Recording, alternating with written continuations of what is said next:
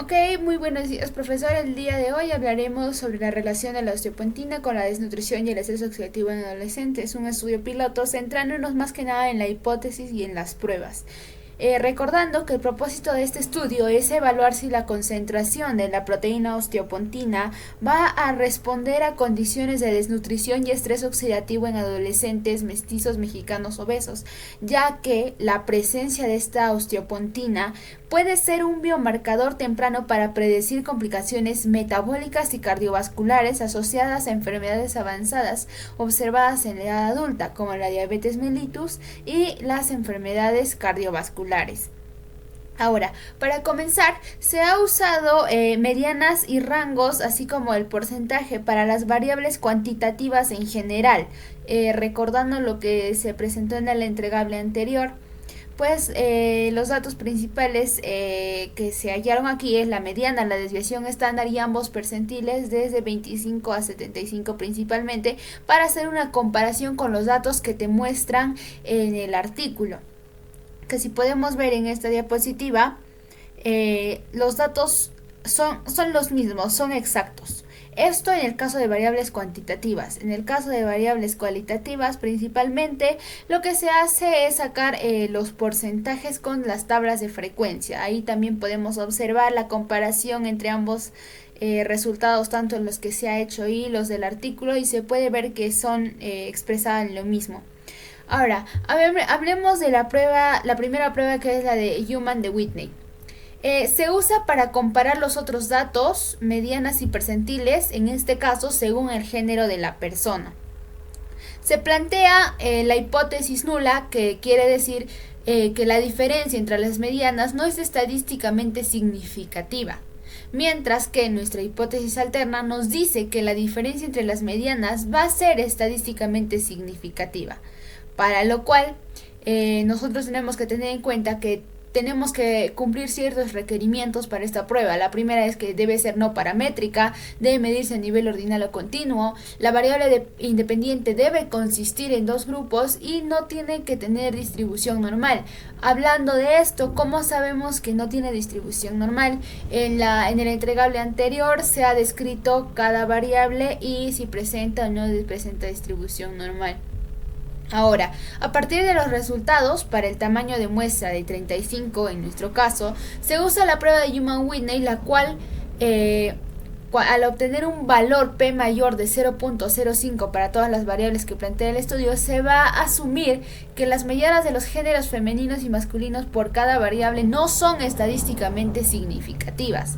Como podemos ver en la diapositiva, el valor P en sí de todos es mayor, por lo tanto vamos a nosotros tener como conclusión que vamos a aceptar nuestra hipótesis nula, porque la diferencia entre las medidas no son estadísticamente significativas. Y es muy bueno encontrar este resultado en primera instancia, porque si se realiza una comparación con el resultado de esta prueba en el estudio, encontraremos el mismo resultado. Pero, a ver, ¿qué quiere decir que las medianas y sus diferencias entre ellas no sean estadísticamente significativas? Lo cierto es que podremos trabajar sin problemas con ambos géneros, ya que no necesita de filtrar ni a un género ni a otro para el desarrollo del resto de las pruebas. Se entiende por mediana, cabe destacar, que es el número intermedio de un grupo de números, y al no presentar diferencias significativas se puede ver que en ambos géneros los números intermedios se encuentran cercanos entre sí. Ahora, en la siguiente diapositiva podemos ver que el estudio, para comparar sus variables, no solamente usó eso, sino que también usó las medianas y los percentiles, motivo por el cual se halló las medianas y los percentiles ahí también. Y bueno, ahora pasamos a la prueba de Kruskal-Wallis, seguido de post-hoc, que es para comparar las diferencias entre las condiciones médicas de grasa corporal. ¿Qué tenemos que tener en cuenta? Que para esta prueba tiene que haber ciertos requerimientos, como por ejemplo que la muestra debe ser aleatoria, las variables de preferencia tienen que ser ordinales y nos sirve también para 3 o más grupos independientes. En este caso se ha hecho algunas, principalmente así, una por una, pero las demás están en grupos mayores. Ahora, si n es mayor a 100, usar ANOVA de preferencia. En nuestro caso, nuestro tamaño de nuestra es 35, por lo tanto no es necesario. Ahora, nuestra variable es ordinal, por supuesto, porque esto se va a medir de acuerdo a los niveles de IMC, que sean diferentes. O sea, va a centrarse en normopeso, sobrepeso y peso alto, obesidad prácticamente. Ahora, a partir de los resultados para el tamaño de muestra de 35 se usa la prueba de Kruskal-Wallis, la que obtiene un valor P menor de 0.05 para la variable circunferencia braquial, según los niveles por IMC. ¿Qué tenemos que tener en cuenta aquí? En primer lugar, vamos a hallarlo para la circunferencia braquial. Planteamos nuestra hipótesis nula, donde nos dice que la circunferencia braquial entre los grupos por niveles de IMC son iguales, mientras que nuestra hipótesis alterna nos dice que la circunferencia braquial de al menos uno de los grupos por niveles de IMC sea diferente. Ahora, veamos la primera prueba. Nos sale el valor P menor a 0.05, por lo tanto nosotros vamos a rechazar nuestra hipótesis nula. Por lo tanto, vamos a aceptar nuestra hipótesis alterna, que es que la circunferencia braquial de al menos de uno de los grupos por niveles de IMC va a ser diferente. Es bueno encontrar este resultado nuevamente porque lo mismo nos va a registrar en el artículo. Lo cierto de todo esto es que gracias a esto se va a entender que para la clasificación de normopeso, sobrepeso y obesidad, no todo lo que pertenece a cada una de las clasificaciones tendrán el mismo perímetro braquial, lo cual involucra la presencia de grasa, tejido adiposo en lo que es la sección del brazo. Ahora la siguiente variable es para la circunferencia abdominal. Para este caso se plantea la hipótesis nula. Igualmente la circunferencia abdominal entre los grupos por niveles de IMC son iguales y al menos uno es diferente de nuestra hipótesis alterna. Tenemos que hacer cumplir nuevamente los criterios que se necesitan y en este caso nos pasa igual. El valor de P es menor, por lo tanto vamos a rechazar nuestra hipótesis nula. Y pues decimos que la circunferencia abdominal de al menos uno de los grupos por niveles de IMC va a ser diferente. Ahora, del mismo modo que el anterior, es genial que nos salgan estos resultados porque lo mismo está en el artículo. En sí ya es una buena señal. Ahora, para el índice del tamaño de la cintura, que es nuestra siguiente variable, el estudio no hace como tal una énfasis en esta variable, sino que esta decidí agregarla porque la consideré también importante, pero no cambia los valores porque del mismo modo el índice del tamaño de la cintura va a estar estrictamente relacionado con la circunferencia abdominal.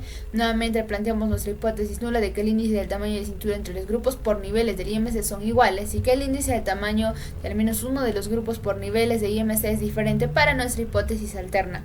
Nuestra justificación de la prueba modelo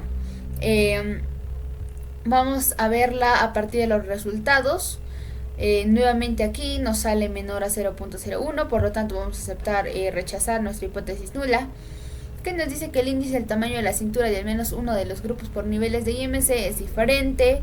Es genial encontrar este resultado, por supuesto, porque si se realiza una comparación con el estudio de esta prueba en el estudio encontraremos el mismo resultado. Ahora, es que en sí tiene mucho sentido.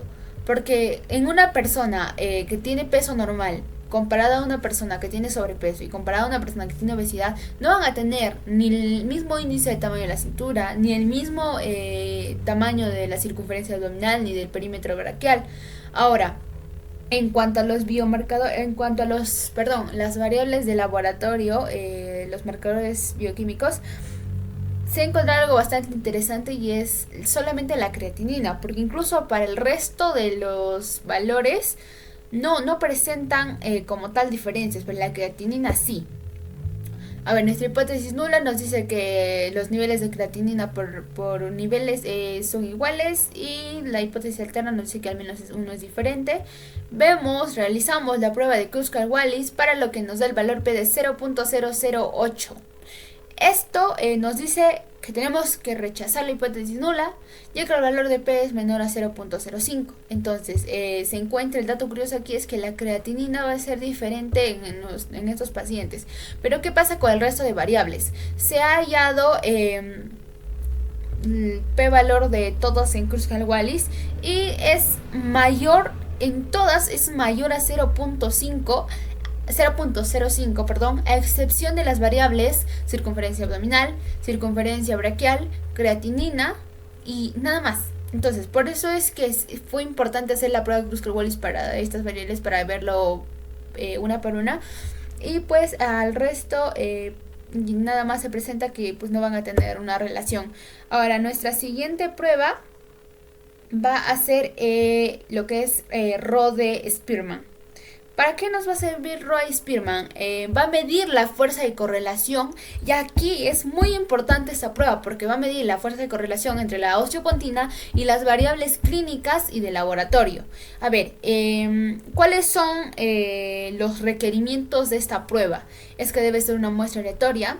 Para variables que no presenten distribución normal, nuevamente se explica por qué de frente se ha hecho las pruebas, porque en nuestro entregable anterior se ha visto que pues no presenta distribución normal, y pues también va a medir la correlación entre estas variables. Se plantea la hipótesis nula, no existe una correlación entre las variables, y aquí vamos a iniciar con la primera variable, la circunferencia braquial y la osteopontina. Y en la segunda pues y en nuestra hipótesis alterna es que sí va a existir una correlación. O sea, mientras menos sea de 0.05 va a existir una correlación. En el caso de esta variable vamos a tener que nuestro Spearman Rho va a ser de 0.4070, lo que nos va a dar un 40,70%, va a existir una correlación débil, y el valor P pues nos dice que tenemos que rechazar la hipótesis nula, ya que sí existe una correlación. Ahora, viendo la segunda variable con índice de masa corporal, puntaje score, vamos a ver que no va a tener relación aquí, porque vamos a aceptar nuestra hipótesis nula, ya que va a ser mucho mayor que el valor P, o sea, va a ser mucho mayor que 0.05. Rechazamos. Luego nuestra siguiente variable es el peso.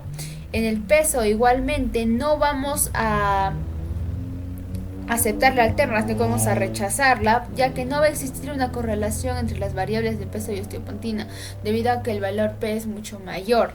Pero ¿qué pasa con la variable glucosa y el malonaldehído?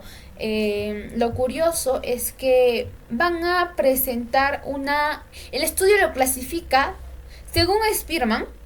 Si nosotros vemos estos datos, no entrarían dentro de variables de correlación, pero el estudio lo clasifica dentro de correlaciones marginales, por lo que se hace lo mismo, viendo que la diferencia no es tanta, y nosotros también llegamos a esa misma conclusión. Ahora, por último, hemos visto también lo que es acerca del puntaje score y la matriz de correlaciones, que son variables bastante muy importantes también. El Z-score es el que te va a guiar si es que vamos a encontrar variables típicas y atípicas, porque si es que supera el 3 o baja de -3, automáticamente es un valor atípico, pero en nuestro estudio no hemos eliminado datos atípicos por el mismo motivo de que al nosotros eliminar cambiaba bastante los datos, incluso en comparación a los datos estadísticos que te presenta el estudio, entonces no podíamos presentarlo. Ahora, en conclusión, ¿qué podemos decir? Nuestros hallazgos sugieren que la osteopontina responde a condiciones de desnutrición y estrés oxidativo en adolescentes mestizos. ¿Por qué? Porque el malonaldehído es una proteína, es un biomarcador que vamos a encontrarlo expresado en el estrés oxidativo. Ahora, la glucosa, por lo tanto, esto va a arrastrar al índice de resistencia de glucosa, que no va a permitir que el paciente tenga un estado nutricional bastante adecuado, no. Incluso afecta el hecho de que el paciente tenga o no tenga condiciones de salud óptimas. Y bueno, Esto va a ser un claro marcador de que el paciente tenga riesgo a desarrollar ciertas enfermedades. Eso sería todo. Muchas gracias.